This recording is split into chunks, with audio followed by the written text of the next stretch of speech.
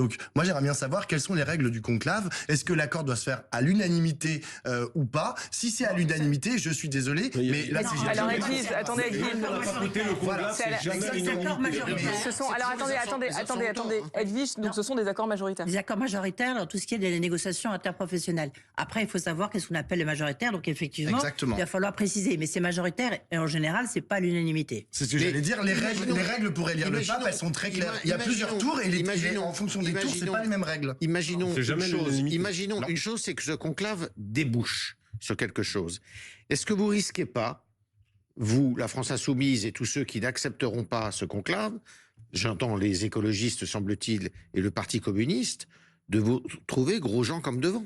C'est-à-dire que si jamais ce conclave débouche sur quelque chose, comme on dit, laissez la chance au produit, si ce conclave débouche sur quelque chose et que ce texte amélioré, sérieusement amélioré, selon vos vœux, arrive à l'Assemblée nationale, vous serez quand même bien ennuyé. Pourquoi? Parce que vous n'aurez Le point sera attribué aux socialistes.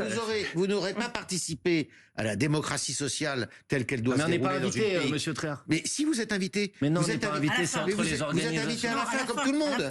Non, mais si jamais ceux le Parti qui auront socialiste obtenu... n'est pas invité non plus, mais si jamais ce texte débouche, s'il débouche quelque chose de ce conclave, et que c'est soumis à l'Assemblée nationale, et que c'est tout à fait pour vous acceptable, tel que vous auriez pu le faire, vous seriez quand même bien ennuyé. Mais pas du tout. Et vous aurez finalement crié avant d'avoir mal. Écoutez, pensez à toutes les hypothèses et les scénarios que vous voulez dans votre tête. On est obligé aujourd'hui. Pas de problème. Mais je vais vous dire une chose très simple. Si à la fin, ce qui n'arrivera pas, mais je veux bien prendre votre scénario comme base de réflexion, si à la fin, l'ensemble des organisations syndicales et patronales se mettent d'accord sur l'abrogation de la réforme des retraites et que ça donne lieu à une proposition qui est soumise à l'Assemblée nationale, mais moi j'en serais très heureux. Et vous direz aux socialistes que vous avez bien fait de jouer cette partition-là. J'en serais très heureux pour une raison simple. C'est exactement la proposition que nous avons soumise à l'Assemblée nationale dans notre niche parlementaire il y a 2 mois. Donc vous pourrez dire c'est grâce à un tel ou un tel, mais je m'en fiche un peu en fait. La question c'est de mais les électeurs ne s'en ficheront pas. Et est-ce que les Français se diront, c'est comme le soulignait à l'instant Estrella,